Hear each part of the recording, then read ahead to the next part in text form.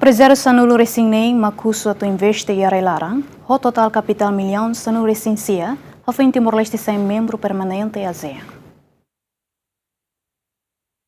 E debate faz a especialidade do Orçamento Geral do Estado tinang riuroron resinen, deputada bancada PLP Maria Angelina Sarmento hateten, relatório husi Banco Mundial nian, nebe hareliu konaba ambiente, regulatório conduzivo, ba países sira atual business. Timor-Leste ocupa ranking atu sida valor resingida e mundo. Nune representante povo ne husu vice-primeiro-ministro Francisco Albuadilai atu clarifica, tamba tuirnia ranking ne hatudo, investidor estrangeiro ladung e interesse investe e laran. Se itacar ba estudo relatório do Banco Mundial yang Ease of Doing Business 2020 yang abad yang kata Timor-Leste ita categoriza Timor-Leste também East Asia and Pacific ita liu ranking ikus liu 181 Timor-Leste ranking 181 o país tirahoto East Asia and Pacific kata ease of doing business ne hareliu kona ba ambiente regulatório nebe conduzivo ba país sira atu halo business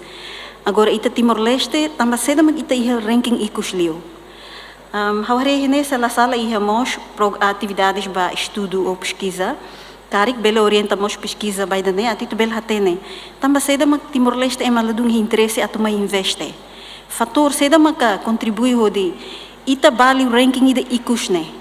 Para ita bel hatene ita nia desafios ita ne constrangimento sira ia nabe. Vice-Primeiro-Ministro Francisco Albuadilai la preocupa ho ranking nebe halo husi organização internasional sira, tamatuir Kalbuadi atividade ekonomia e laran ikus-ikusne laudiak. Kalbuadi afirma, depois Timor-Leste sai membro pleno ASEAN, investidor estrangeiro no Timor-Wan sira, na ingsan resinen makusu ona atu investe e laran, o Kapital milliaun san resensia, nebe sai cria oportunidade de trabalho ba Timor-Wan sira rihun rualiu.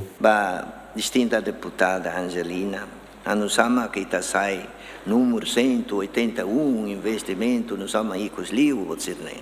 Atuatore va distinta. How primeiro atuare em geral. Situação idílica em Timor, itala dian diak tebes, mas be how armira tamba. Agora dados sirne mai fali husi liur ne mai estamos bilambe, men liur sir mai ne única lai. Ita quando sexta, sábado, todo domingo, ita laudet vai o cristianismo la bele.